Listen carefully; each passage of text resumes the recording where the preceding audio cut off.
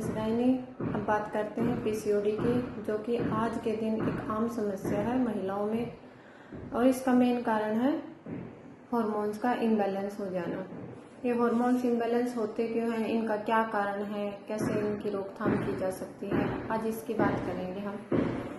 Hormones imbalance का प्रमुख कारण है लाइफस्टाइल चेंजेस, जो कि आज के दिन हर एक की लाइफस्टाइल जो है वो सेडेंटरी है। इन्वायरमेंटल चेंजेस हैं, जैसे कि लाइफस्टाइल में समय से न सोना, न समय से उठना, दिन में सोना, मोबाइल का ज़्यादा प्रयोग करना, ये सब कारण है। उसके अलावा खान पान, जैसे कि डाइट है वो पैक्ड फूड या फिर fried food, spicy food, fresh food ना खा के इन सब का सेवन करना। नेक्स्ट, इसका कारण ओबेसिटी, मोटापा, स्ट्रेस भी मेन कारण है महिलाओं में, क्योंकि स्ट्रेस फुल लाइफ है आज के दिन जो महिलाएं हैं उनकी। ज़्यादातर यह रिप्रोडक्टिव एज में देखने को मिलती है। 18 से 35 साल की महिलाओं में सबसे ज़्यादा पीसीओडी देखने को मिलती है। जो टीनेज गर्ल्स हैं उनमें भी पीसीओडी बहुत देखने को मिलती है, क्योंकि सिर्फ लाइफस्टाइल चेंजेस और डाइट की वजह से, क्योंकि डाइट प्रॉपर ना मिलने की वजह से।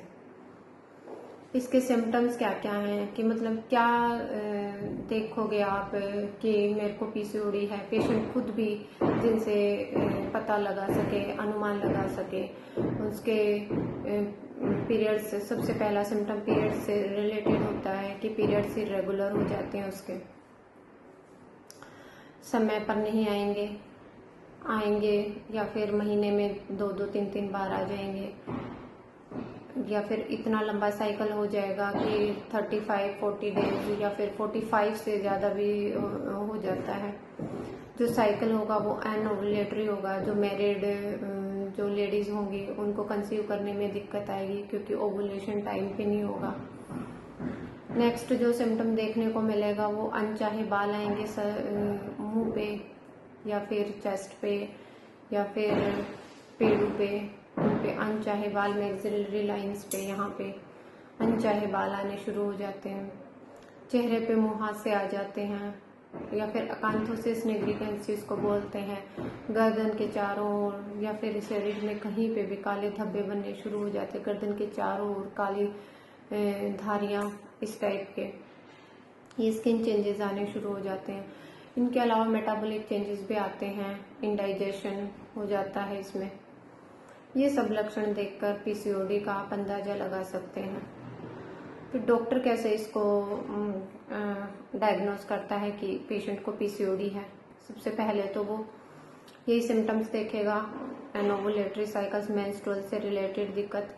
फिर हाइपर एंड्रोजेनिज्म, मतलब उसके फेस पे बाल हैं, फेस पे मुहासे हैं, या फिर उसकी वॉइस चेंज हो गई है, मोटापा आ गया है। नेक्स्ट जो डायग्नोस्टिक क्राइटेरिया होगा वो उसका अल्ट्रासाउंड से पता चलेगा कि भाई अल्ट्रासाउंड में जो ओवरीज हैं उनका वॉल्यूम बढ़ा हुआ मिलेगा, और ओवरीज के चारों तरफ जो फॉलिकल्स होंगे वो बहुत ज़्यादा होंगे। मतलब नॉर्मल साइकिल में जैसे 3-4 फॉलिकल्स मैच्योर होते हैं, तो पीसीओडी में क्या होगा, 10 से 12 फॉलिकल्स होंगे, और वो भी ओवरी में चारों तरफ एक मोतियों की माला की तरह फैले हुए होंगे। और इतने सारे फॉलिकल्स की वजह से जो ओवरी का साइज है वो बढ़ जाता है, तो उससे पूरा पता चल जाता है कि इसको पीसीओएस है। नेक्स्ट, इसकी रोकथाम कैसे करेंगे। डॉक्टर्स बोलते हैं कि भाई इसको पीसीओडी को जड़ से ख़त्म नहीं किया जा सकता, लेकिन मेरा मानना है कि अगर लाइफस्टाइल अपनाओ ढंग से, डाइट अपनी जो बताई गई है वो अपनाओ, और ड्रग्स जो डॉक्टर आपको दे रहा है, तो उन सब से पीसीओडी को जड़ से ख़त्म किया जा सकता है। 3D से हम बिल्कुल पीसीओडी को जड़ से ख़त्म कर सकते हैं। 3D में क्या क्या आता है, सबसे पहले डेली रूटीन, नेक्स्ट डी आएगा डाइट, और उसके बाद आएगा ड्रग, दवाइयाँ। सबसे पहले डेली रूटीन में हम क्या क्या करेंगे, समय से सोना, समय से उठना, ब्रह्म मुहूर्त में उठना, सूर्योदय से पहले उठना है, नित्य व्यायाम करना है, प्राणायाम, हलासन, चक्री आसन, पद्मासन और या सूर्य नमस्कार, ये कपाल भाती, ये सब जो आसन होते हैं पीसीओडी में बहुत बेनिफिशियल होते हैं। नेक्स्ट है दिन में सोना बिल्कुल वर्जित है पीसीओडी की महिलाओं को। और खान पान, ये डेली रूटीन हो गया, समय से सोना, समय से उठना, नित्य व्यायाम करना, दिन में नहीं सोना और एक्सरसाइज डेली करना। नेक्स्ट डाइट में हम जो पुराना अन्न होता है वो ज़्यादा लेना है, बजाय इसके कि नए अन्न जैसे नया गेहूँ, नया चावल यूज़ ना करके, क्योंकि उसमें कार्बोहाइड्रेट और ज़्यादा होता है।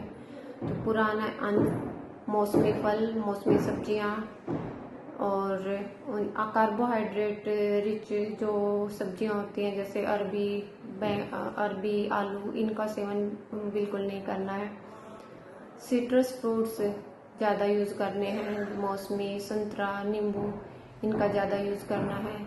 सब्जियों में लौकी, तोरी, पेठा, इनका ज़्यादा यूज़ करना है।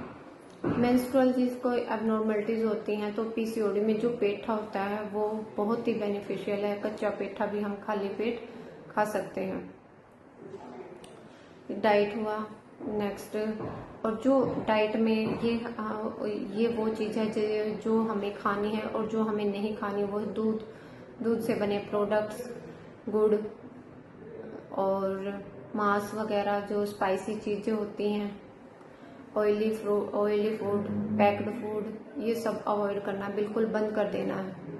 शुगर बिल्कुल नहीं खानी है, शुगर बहुत कम मात्रा में लेनी है पीसीओडी के पेशेंट्स को।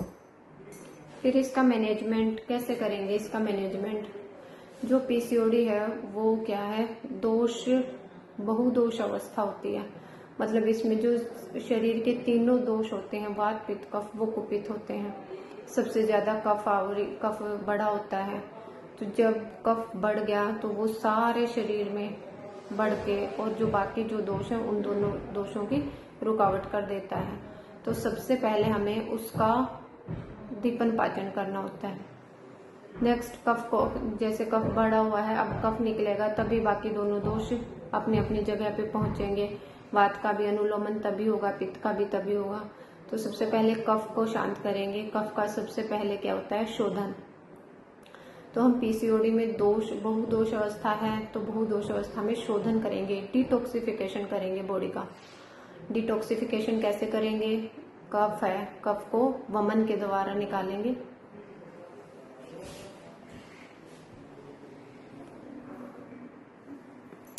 जैसे कफ है, कफ को वमन के द्वारा, उल्टियां करवाएंगे पेशेंट को, उसके द्वारा निकालेंगे। तो जब कफ शांत हो जाएगा तो वात का अनुलोमन करेंगे।